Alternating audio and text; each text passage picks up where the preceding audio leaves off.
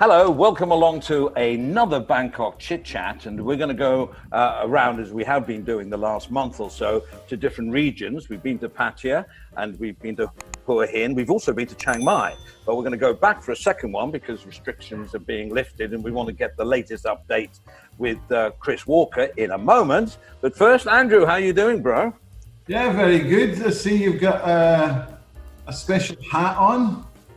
Yes, and do you like my new green screen? Yes, I like it, but I'm more interested in the hat. I don't know. My mate Frank, who's in charge of the Celtic community here in Bangkok, said that he had a close look and he said, "Oh, that's a Celtic thing." I have no idea. It's in Thai. Oh, is it? Okay. Oh, you can see my hair now. Oh, yeah, because they just won the Scottish Premier League. Yes, if you call that a win, then yes, it's a win. But right, Frank, he's no longer a friend of yours. Bless him, we love Frank. Okay, let's get on with the regional reports. When we first started it, we went to Chiang Mai and we spoke to Chris, and he's back again for the latest. Hello, Mr. Chris Walker. And there he is. Hi, Chris. Hello. Hello. Good morning. So how's, first of all, just get over the niceties before we get to the nitty gritty. How are you doing, bro? Yeah, all right, yeah. Little bit of a stomach bug today. Thailand dicky tummy, but I'm all right. Yeah, good, thanks, really good. It could be worse. That's a horrible picture in my mind there, sorry. Hey, you go to a hospital with a stomach complaint, don't worry, they'll still write down COVID. Oh, don't. My mate yesterday, my business partner rang me up. He's like, my temperature's 39 point something. I was like, what? And a sore throat. I was like, what? Went to the hospital. Tonsillitis. Oh, really? Thank God. Yeah. I've never heard that in the same sentence. Tonsillitis, thank God. Yeah. You may be better off with the flu. Have your tonsils out. I don't care. It's better than the other one. Well, true that. What's happening? Okay, then. So, yeah, go on, Andrew. What's happening? Is there any? What about the COVID? Obviously, that's the first thing to get out of the way because we're all bored of talking about it. But any new cases? We've had one last week. What day is it today? Yeah, last week, a guy come up from Phuket, Thai guy. But obviously he got quarantined straight away. But that's the only case in 5 weeks now. All right. So are people beginning to sort of, let's say, take it less seriously now because there's no cases, or is everybody sort of staying at home? I wouldn't say people are staying at home. I mean, all the restrictions as far as hand sanitizers and getting checked in 7-Eleven and all them places are still in place. Everyone wearing face masks still. I don't think people are getting complacent with it. I think that people are still taking it seriously, but obviously it's the things are opening up. You know, Chiang Mai is opening up a bit now, but it's still very eerily quiet though. Still, I went to the bank this morning. It's just something not right. You know, it's like. Yeah, you're in that bubble, you know, like we're stuck in this bubble and it's all the rest of normality is outside that, but we're still in that. You don't think the bubble's been burst at all? Because I get a feel, my habits haven't changed in the last 5 years, let alone the last 2 months really, but I still go to the supermarkets and I still go to my 7-Elevens, but I feel there's a general change in the air, is that a good way of putting it? That the atmosphere has got a little bit less fearless and a little bit more, let's get on with our lives. And with the mask still and the sanitizers, which I think will be here for, I could say ever, not sure about that, but whatever. I feel that there is an air of hopefully not people being lackadaisical, but people accepting that, you know, the stats are down. We're doing a lot better than a lot of other regions. Why? Who knows? And this is the way forward. So there's more confidence maybe in the air about it. Is Chiang Mai like that? Yeah, I think so. Yeah, I feel that as well. I feel that it's interesting to kind of see Thai life, you know, without tourists. It's strange. It's like Thai life in Chiang Mai is, you know, it's buzzing around and people are out, and yeah, it's happy enough. But there's just that big part of the puzzle missing, which is the tourists, and it's kind of all right, but still a little bit strange. But yeah, I think there's a good buzz in the air. I think everyone seems chilled. Chiang Mai's pretty chilled anyway, but yeah, no, I'd agree with that. Are the restaurants open? Or are they, what have the restaurants? Can you sell alcohol, or because different provinces have different rules? Yeah. No, I think the alcohol ban's been lifted in Chiang Mai, as far as I know. What, in restaurants? Not in restaurants, though. I'm not 100% sure. I mean, it's not something I follow, but I don't drink. But I'm not 100% sure about that, to be honest with you. I'm not 100% sure. In Bangkok, it's still, you know, the social distancing tables away from each other, and some now are going over the top, I think, with the QR codes and this app that you can download. And that's sorry, in I haven't got it here. Yeah. No, I saw it outside my local Fuji and also my barbecue plaza. There was a big sign. It was in Thai, but with a great QR code thing, barcode thing going on. And that's all I knew. So me going in there with my Thai driving license may be okay. I've heard sometimes department stores, yes, are asking for passports for Falang. Really? I didn't know there was passports. Yeah, there's a sign on outside M Quarter. Passports, please. Wow. Oh yeah, it's a big thing on Twitter at the moment. I think that's a bit, I haven't seen. I don't see how that's necessary to give your passport number or something like that. Well, you also have to check in when you go to the place. They check you in at the time and they check you out at the time. I get that. I get that to know the number of people in there, you know, per square meter and things like that. The problem what you've got is controlling how people behave once they're in the mall. At the end of the day, what the risk is that it's not just the social distancing; it's what people are touching. So if it's a hard surface, a rail, an escalator, or something like that, there is a risk there. But with all these sort of precautions, yeah, there's a certain point where do we actually draw a line and try and get back to some form of normality and accept a risk. So I was discussing this with my mom, my sisters, and things like that. She's in lockdown in the UK. And maybe it gets to the point where there's a lockdown for people of a certain age and above, or people who have an underlying condition that they have a right to. I'm against the age thing. Yeah, well, I mean, That's us done then. The highest risk, yeah. So maybe they open things up for the person between, let's say, I don't know, 18 up to such and such to go to work. But if you're 55 and above, you have the option, you should take the option to work from home. So I think there's going to be certain measures to start loosening things up, yeah, for the high. I think this sort of opening up bit, I'm sort of going the other way now with this.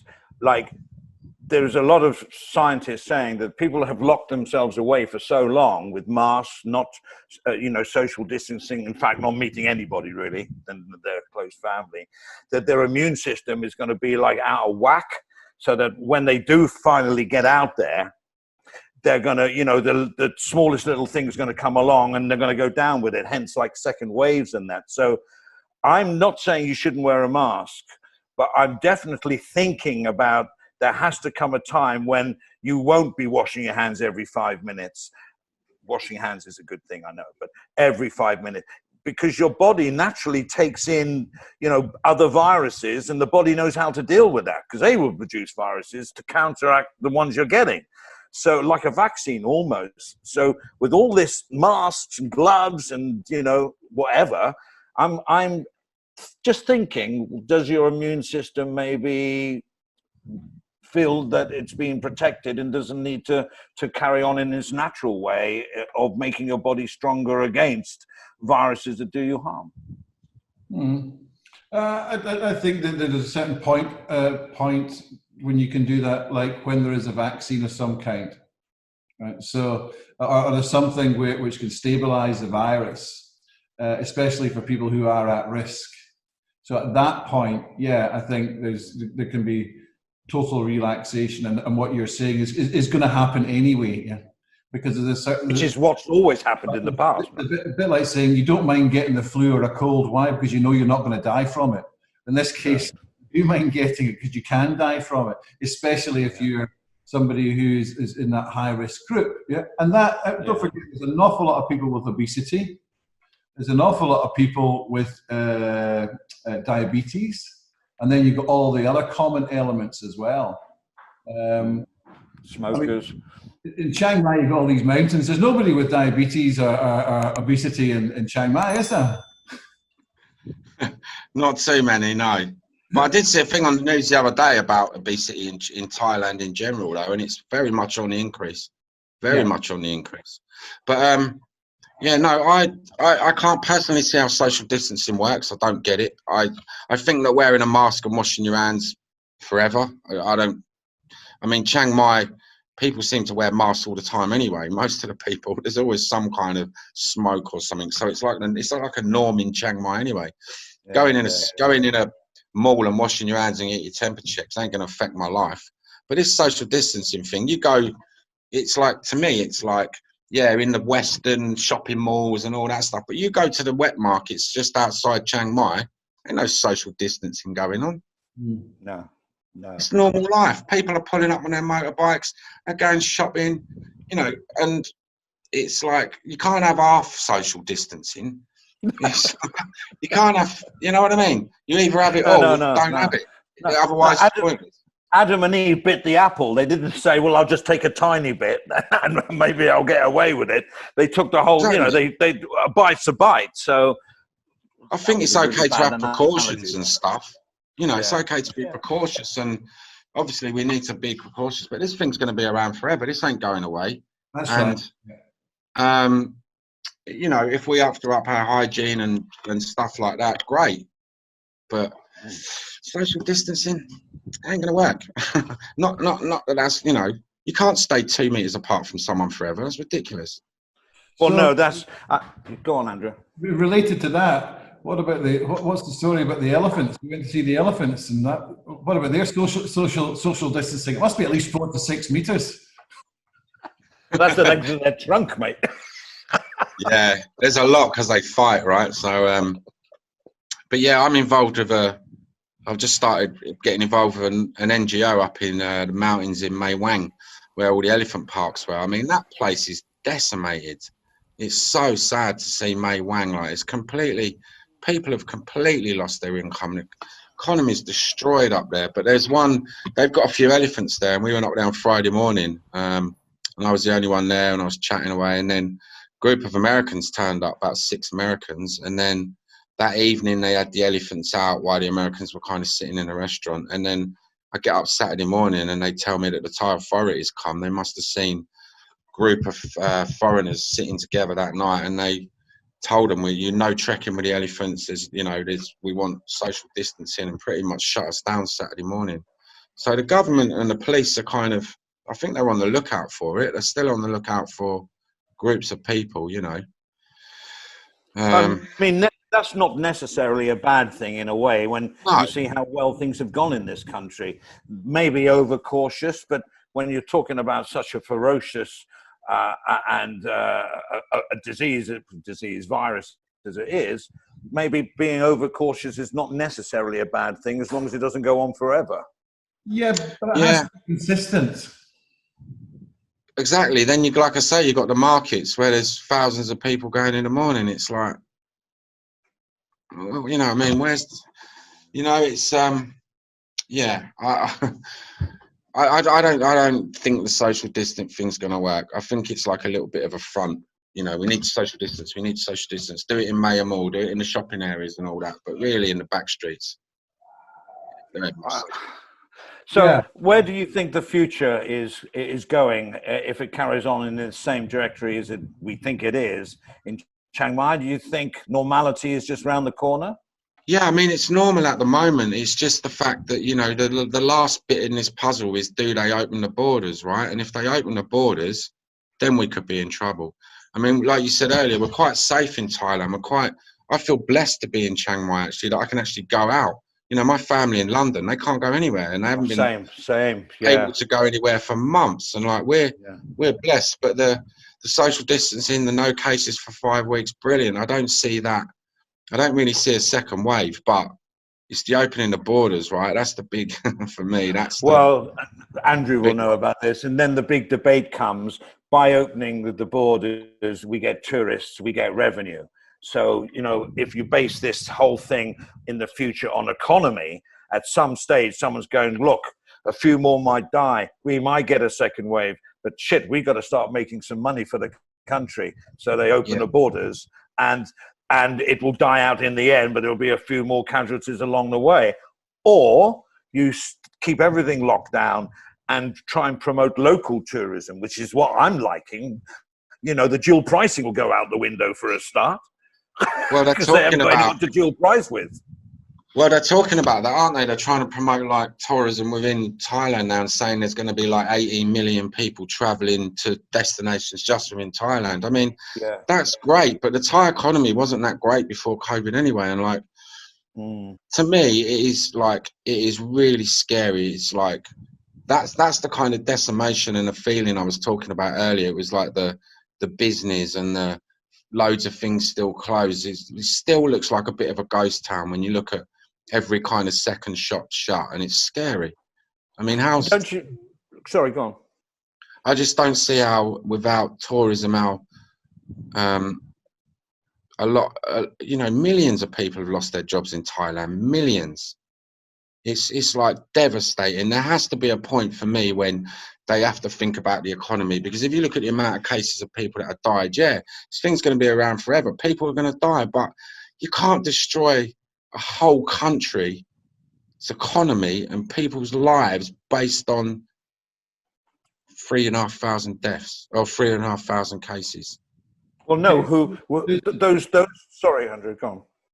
There's some. They've been discouraging people going to interprovincial traveling, and I see in Chiang Mai they were saying that this is going to be opening up for domestic tourism. And what they're saying is that there's going to be screening of passengers at every train station, bus station of passengers, and the body temperature. If it's higher than 57.5, they're denied boarding.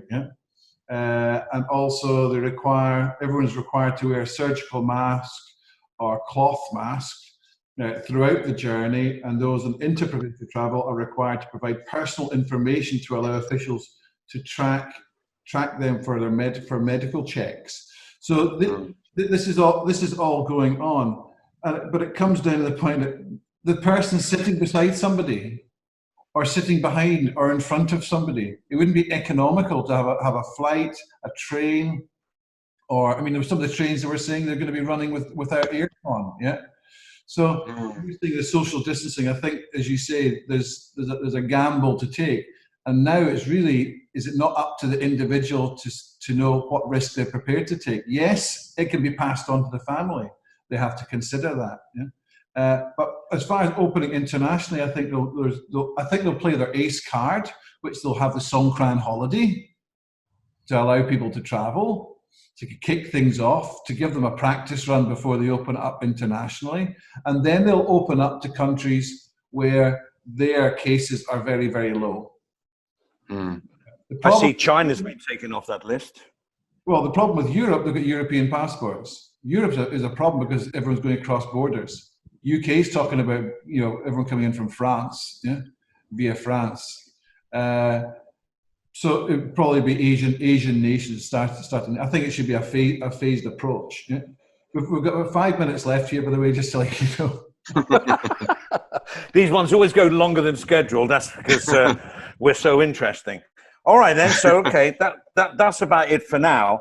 Obviously, we'll talk to you in the future, Chris, about all thoughts, and of course Chiang Mai, because it is interesting to follow the curve. And you were just saying, just off camera, about how the news now is not necessarily all weighted on the side of COVID. There are the normal news stories, how sad they are as well, but are coming up on as headlines, which is all a sign of we're getting used to this, we're confident with this, and we're getting out of this, and we're getting back to normality. The government has to work out how they're going to get revenue into the country. That's obvious, you know, and we just have to stick with it, I guess. Yeah. It's a worldwide problem, isn't it? Just not Thailand with economy. It's just worldwide. All right. Anything else you want to say, Chris, before we say adieu? No. We've travelled through interprovincial travel. My friend left Chiang Mai and made it all the way to Prambury down the other side of Hoi Hin, no problem. Just temperature checks. So that was no problem for him, you know. Okay. So all right then. Yeah. Yeah, that's what I think. I think we can glean from this video, Thailand, only Thailand, things are looking up. Yeah. In the sense of the virus is under control. With regard to Chiang Mai, you're probably at 50% of normality, taking into account, you know, restaurants, all this sort of stuff, your business. Yeah?